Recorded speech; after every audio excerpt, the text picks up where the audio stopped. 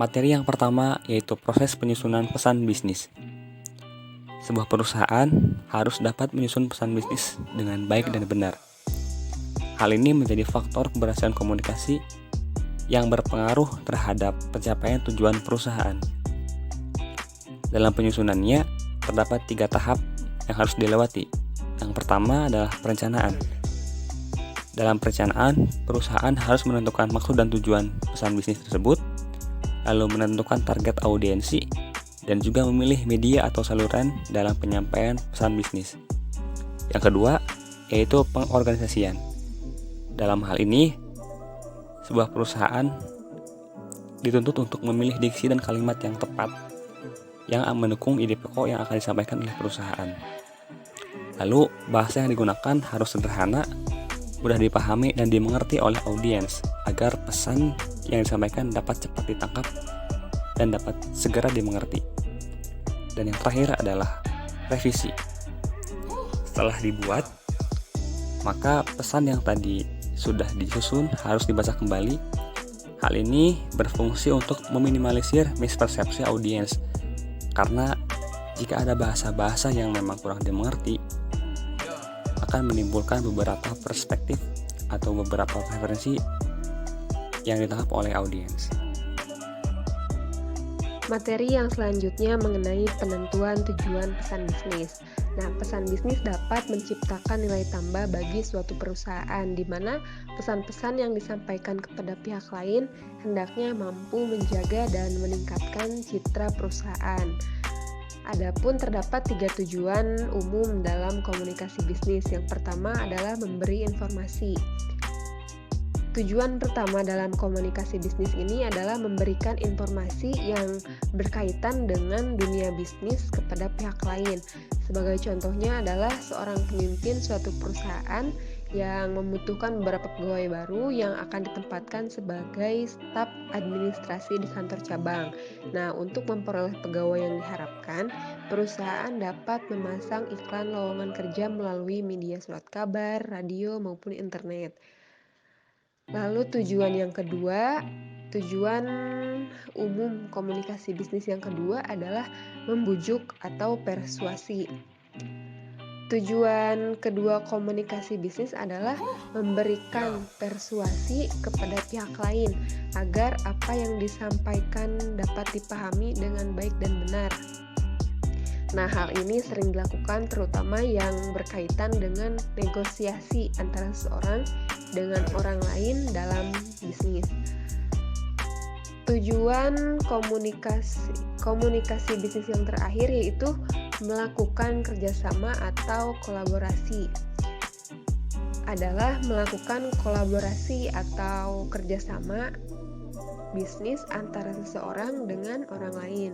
Nah, melalui jalinan komunikasi bisnis tersebut, seorang dapat dengan mudah melakukan kerjasama bisnis baik dengan perusahaan domestik maupun perusahaan asing. Untuk materi yang selanjutnya yaitu analisis audiens. Yang pertama, pengertian audiens. Secara harfiah, audiens sama saja dengan halayak.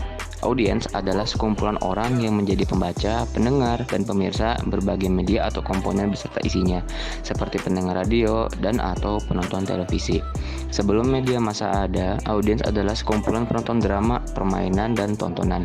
Setelah ada kegiatan komunikasi massa, audiens sering diartikan sebagai penerima pesan-pesan media massa. Demografis secara luas digunakan oleh periklanan dan hubungan masyarakat profesional untuk menganalisis spesifik penonton hingga produk atau ide-ide mereka akan membawa pengaruh. Namun, semua pembicara yang baik mempertimbangkan demografis karakteristik penonton mereka. Karakteristik demografi beberapa diantaranya etnis, usia, jenis kelamin, pendapatan, pekerjaan, agama, dan tingkat pendidikan. Selanjutnya itu konsep audiens. McQuell tahun 1987 menyebutkan beberapa konsep alternatif tentang audiens sebagai berikut. Yang pertama, audiens sebagai kumpulan penonton, pembaca, pendengar, dan pemirsa. Kumpulan inilah yang disebut sebagai audiens dalam bentuk yang paling dikenal dan menjadi perhatian seluruh penelitian media. Fokusnya adalah pada jumlah total orang yang dapat dijangkau oleh satuan isi media tertentu dan jumlah orang dalam karakteristik demografi tertentu yang penting bagi pengirim. Dalam praktek, penerapan konsep tersebut tidaklah sederhana itu dan akhirnya menimbulkan pertimbangan yang melebihi soal kuantitatif semata. Klause telah menunjukkan beberapa kelemahan untuk membedakan berbagai kadar keikutsertaan dan keterlibatan audiens. Yang kedua ada audiens sebagai massa. Massa seringkali sangat besar, lebih besar dari kebanyakan kelompok, kerumunan, atau publik. Para anggota massa tersebar luas dan biasanya tidak saling mengenal satu sama lain. Massa kurang memiliki kesadaran diri dan identitas diri, serta tidak mampu bergerak secara serentak dan terorganisasi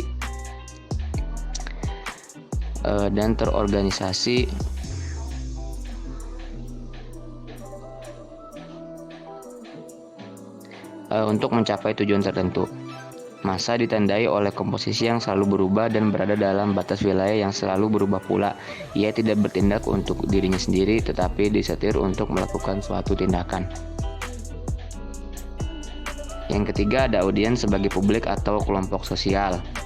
Nah, unsur penting dalam versi audiens ini adalah pra-eksistensi dari kelompok sosial yang aktif, interaktif, dan sebagian besar otonom yang sebagian besar dilayani oleh media tertentu, tetapi keberadaannya tidak tergantung pada media. Yang keempat ada audiens sebagai pasar. Audiens sebagai pasar muncul sebagai akibat perkembangan ekonomi. Produk media merupakan komoditi atau jasa yang ditawarkan untuk dijual kepada sekumpulan konsumen tertentu yang potensial bersaing dengan produk media lainnya. Audiens sebagai pasar berarti sekumpulan calon konsumen dengan profil sosial ekonomi yang diketahui yang merupakan sasaran suatu medium atau pesan. Selanjutnya itu cara melakukan pendekatan dalam analisis audiens. Beberapa diantaranya yaitu yang pertama ada direct observation. Melakukan observasi langsung. Observasi ini dilakukan untuk mencari data kualitatif. Data kualitatif merupakan data yang berupa tulisan yang berisi tentang tingkah laku atau sifat manusia yang dapat diamati, atau data yang tidak memerlukan literatur atau buku-buku untuk melakukan observasi tersebut. Yang kedua ada inference. Inference atau memberikan kesimpulan merupakan perpanjangan logis dari direct observation yang pertama tadi. Setelah melakukan direct observation, kita membuat atau menarik kesimpulan mengenai audiens kita yang hadir pada saat melakukan pidato atau public speaking, atau bisa juga melihat dari feedback mereka gitu.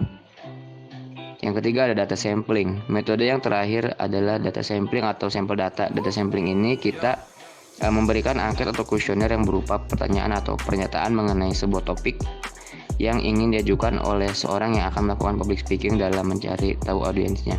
Itu dalam contoh public speaking, tetapi kalau misalkan dalam bisnis kita bisa menggunakan data sampling kepada konsumen-konsumen yang mengkonsumsi atau menggunakan produk ataupun jasa kita. Kita bisa melihatnya dengan berupa feedback daripada konsumen itu sendiri. Selanjutnya adalah penentuan ide pokok. Setiap pesan bisnis mempunyai tema pokok atau main tema, yaitu rumusan pokok pembicaraan atau topik, beserta tujuan yang ingin dicapai melalui topik tersebut. Jadi setiap pesan bisnis itu mempunyai pesan atau apa yang ingin disampaikan dan punya topik yang secara luas. Namun perlu diperhatikan bahwa antara ide pokok dan topik itu merupakan hal yang berbeda. Topik merupakan subjek yang lebih luas. Selanjutnya ada cara yang dapat digunakan untuk menentukan ide pokok. Yang pertama adalah brainstorming. Brainstorming adalah suatu cara menentukan ide pokok dengan membiarkan pikiran secara leluasa untuk mencari berbagai kemungkinan ide pokok. Brainstorming itu jadi mempertimbangkan membiarkan pikiran itu secara luas, mempertimbangkan tujuan, audiens, dan fakta yang ada. Ada beberapa teknik brainstorming yang dapat digunakan. Yang satu, storyteller tour. storyteller yang itu adalah poin utama nada, rasionalitas, dan implikasi bagi penerima. Yang kedua itu random list. Random list itu mempelajari hubungan antar ide-ide. Yang ketiga conclusive finding. Subjek dibahas mencakup pemecahan masalah. Yang keempat journalist approach. Pendekatan jurnalistik memberikan poin yang baik bagi langkah awal menentukan ide pokok. Yang kelima question and answer chain, pendekatan yang paling baik. Jadi melihat dari perspektif audiens. Yang selanjutnya itu petunjuk atasan, menentukan ide pokok dapat dilakukan dengan meminta petunjuk dari atasan. Ini banyak terjadi pada perusahaan dengan sistem senioritas dan desentralisasi. Namun cara ini jadi dapat menyita waktu manajer hanya untuk pekerjaan yang sebenarnya dapat desentralisasikan. Yang terakhir adalah kebiasaan. Cara yang ketiga ini dalam menentukan ide pokok adalah berdasarkan kebiasaan. Apabila perusahaan menghadapi situasi yang sama atau relatif sama, maka akan digunakan suatu ide pokok tertentu. Cara ini mempunyai keterbatasan, yaitu hanya untuk yang situasinya sama atau relatif sama saja. Untuk materi selanjutnya yaitu pemilihan saluran dan media. Pesan-pesan bisnis harus sesuai dengan situasi yang ada. Ide-ide dapat disampaikan melalui dua saluran, yaitu komunikasi lisan atau oral dan komunikasi tertulis atau written. Pilihan mendasar antara berbicara atau menulis tergantung pada tujuan atau maksud pesan, audiens, dan karakteristik dari kedua saluran komunikasi tersebut. Yang pertama, komunikasi lisan. Salah satu kebaikan dari komunikasi lisan atau oral communication adalah kemampuannya dalam memberikan umpan balik dengan segera. Saluran ini digunakan bila pesan yang disampaikan adalah sederhana, tidak diperlukan catatan yang permanen. Komunikasi lisan mencakup antara lain percakapan antara dua orang atau lebih, pembicaraan melalui telepon, wawancara kerja, pertemuan kelompok, seminar, workshop, program pelatihan, pidato formal, dan presentasi penting lainnya. Agar komunikasi lisan dapat berjalan dengan baik dan menarik, perlu adanya sarana pembantu yang dapat mendukungnya. Sarana pembantu tersebut biasanya berbentuk audiovisual seperti film, video klip, LCD projector, dan tampilan slideshow. Dan yang kedua ada komunikasi tertulis. Pesan-pesan tertulis juga memiliki berbagai bentuk seperti surat, memo, proposal, dan laporan.